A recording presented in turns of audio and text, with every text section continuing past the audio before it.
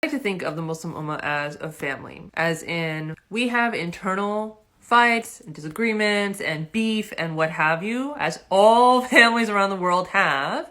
And also when we are in public, when we are with outsiders, when we are with other people, there are some internal private family things that we just keep until we're amongst our family and we just don't air everything that's going on in our lives with everyone in the world. An example of this in my own life is that I have one younger sister. She's about 1.5 years younger than me. We've never had like the younger sister, older sister dynamic. And my sister and I grew up fighting like crazy because we have two very different personalities. I like telling people what to do, and my sister hates being told what to do. And of course, as a child, I had no emotional like awareness or regulation skills or anything like that. So I just didn't understand how to manage those things. And I had a friend in middle school that I was pretty close to, and she came to my birthday party in middle school, and my sister, of course, was there as well.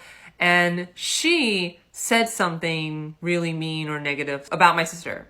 My sister wasn't sitting with us. Even though me and my sister have fought our whole childhood, I turned to this person who's my friend and said, oh, you don't get to say anything about my sister. I can say what I want to say about my sister, but no. So in the same way, I really feel like as Muslims, I might not agree with things that I see that other Muslims do or other Muslims believe.